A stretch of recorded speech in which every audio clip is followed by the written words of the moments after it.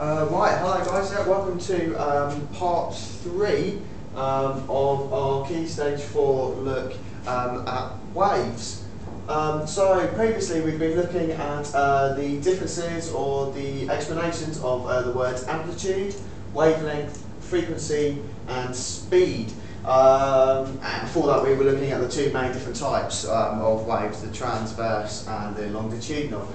So what we're going to do today is we're going to look at sound and ultrasound, which is going to be our first look at longitudinal waves. If you don't know what I'm talking about in terms of longitudinal waves, I do recommend you go back to lesson 1 and have a look there. And amplitude and wavelength, frequency and speed, we geeked out with a bit of glee and wicked references. So again, if you don't know what I'm talking about when I say those words, I would go back and have a look at lesson 2. But otherwise, we're going to crack on with lesson 3. So sound.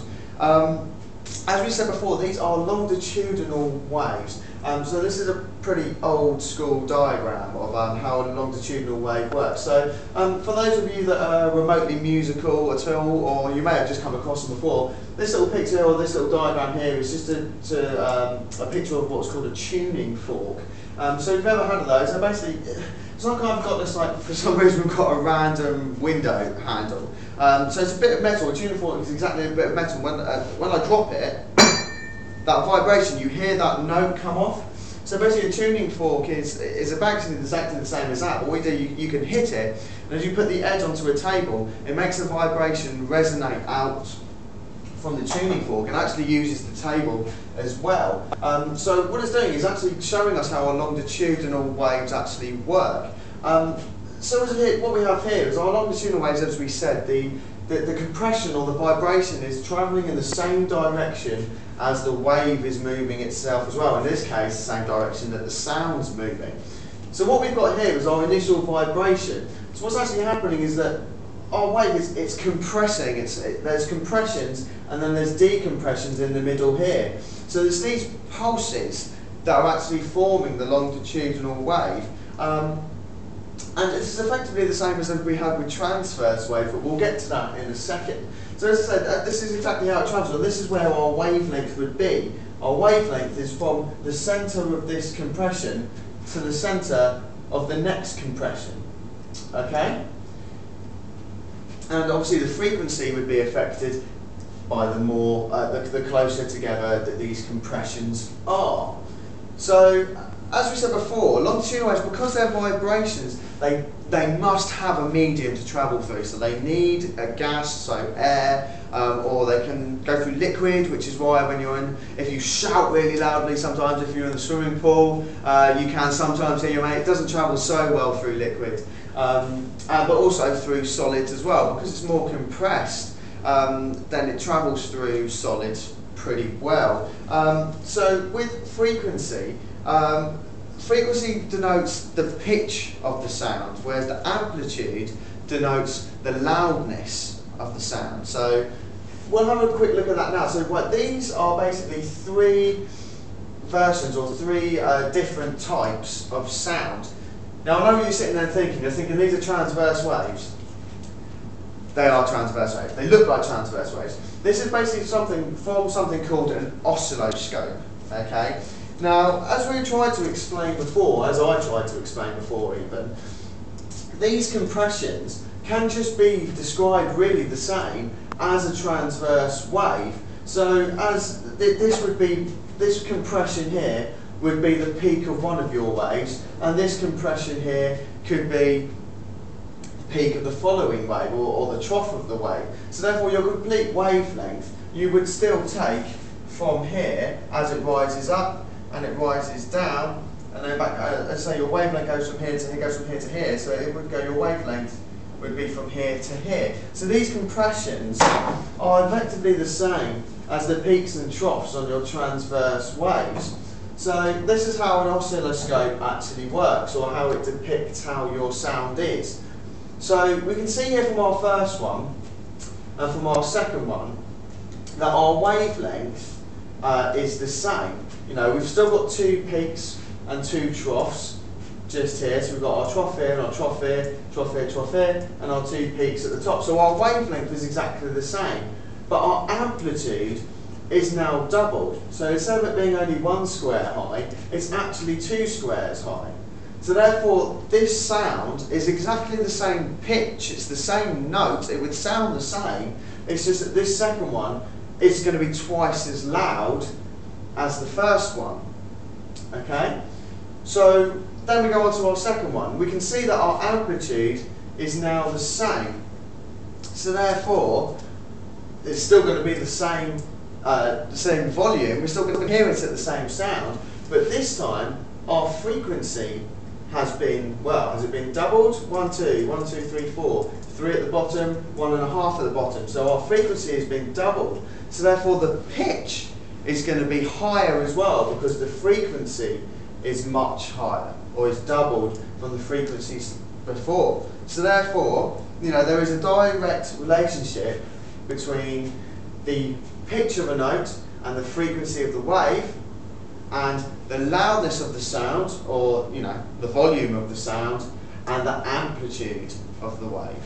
Okay? So, as we said before, as I said in the last lesson, gave you a cheeky little hint about getting away with using your phone, but in class, but you want to know that, you'll have to go back and watch lesson 2. The human sound, or the human hearing, we can normally hear between 20 to 20,000 hertz is the sort of noises that we're used to hearing. Now, as I said before, at certain points we start to lose some of this hearing. Interesting note, as I said before, that the vocal range of our voice boxes on average is between 80 and 1100 hertz, or 1100 hertz. And as we were talking about with Wicked and Glee before, high C is just under that 1100 mark. But the lowest note recorded, average is 80 hertz. The lowest note recorded is down somewhere around the region of about 49 hertz, which is obviously very low, and I obviously can't get anywhere near that, so I'm not even going to, well, I tried it and it's just not going to happen. But the highest, as I said, the highest on average is about 1100. The highest recorded is nearly double that. It's over 2000. It's 2091 hertz, which is classed as, well, give me 2 seconds, I've got it written down. It's classed as a C7. So it's actually a whole octave above our C6 that our Glee and our young lady at Wicked nails every night when she's singing Defying Gravity. Anyway, I completely digress and get completely off the point. We're talking about sound and ultrasound. So yeah, this is obviously the different ranges of sounds that ourselves and different animals can hear. So as you see, all animals have very selective ranges of what they can actually hear. So yeah, we're hearing sort of 20 to 20,000 hertz. We've got quite a nice range. But elephants, about 5, they can hear much lower than we can, down to 5 hertz. But they can't hear anywhere near as high as us. They're only up to about 12,000 hertz, where we're on 20,000. Dogs, they're down to 50 hertz. So we can hear lower pitched sounds than they can, but they can hear up to 45,000 hertz. So they can hear over twice as high the pitch as we can.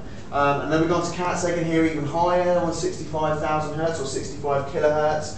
A mouse, little tiny mouse, 100,000 hertz, 100 kilohertz.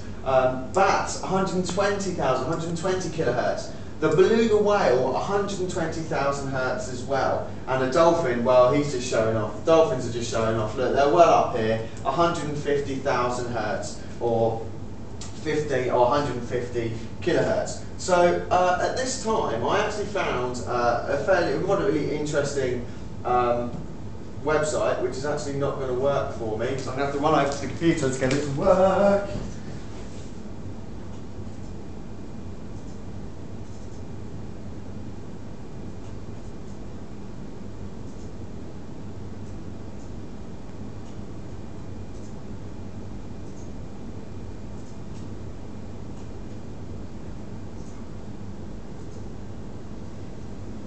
This is one time that touch screens are letting me down. But yeah, Ryan Tech, which is a rather interesting little piece, or little online resource here,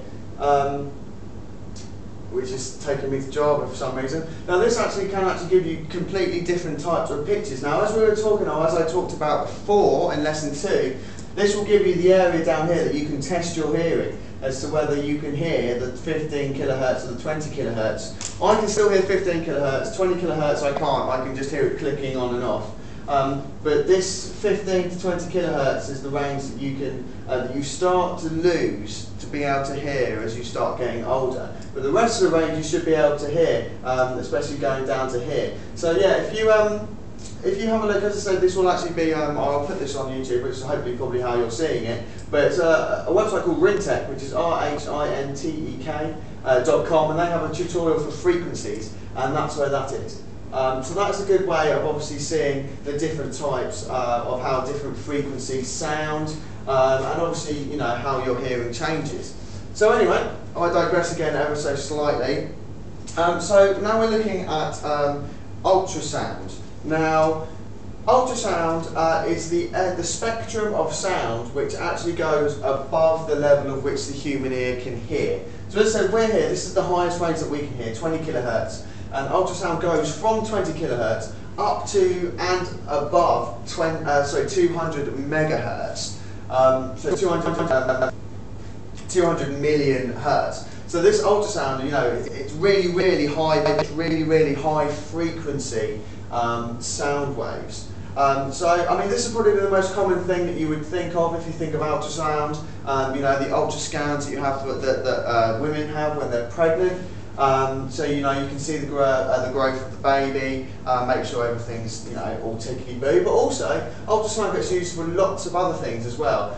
In industry, it can be used to make sure that metals are, there's no cracks or faults in metals. Again, it's also used by seismologists as well to, well, they're also used, you know, in excavations and archaeology to see, you know, what's going on underneath the ground. Because ultrasounds are so high frequency, they will rebound off different types of materials. So here, what we've actually got is a change in density. So as this metal here is all, this is all a uniform density. And this crack here is obviously there's going to be a minute amount of space, or there's definitely a change in density as this crack is here, and that is what the ultrasound bounces off. If there was no cracks, it would carry on going until it reached the air barrier here and then reflect back, and you'd be able to work out that distance to make sure that it goes all the way to the edge and back again. But because this fault is here, this crack is here, it's rebounding off it because of the changing density. And that's one thing that's really useful for, or a useful part of ultrasound.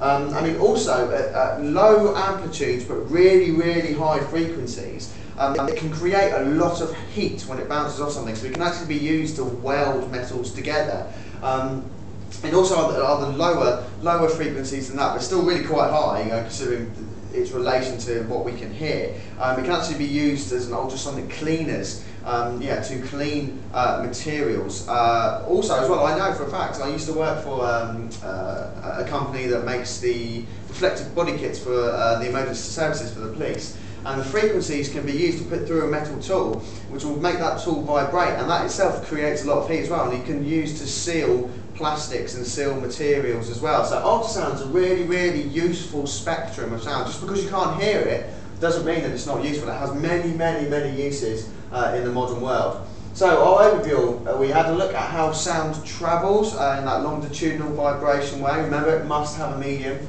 The properties of sound and ultrasound, how they differ. So from human sound and how we go on into ultrasounds, those really high frequencies. And how those different ultrasounds are actually used in industry and, you know, really on a medical basis, sort of day to day.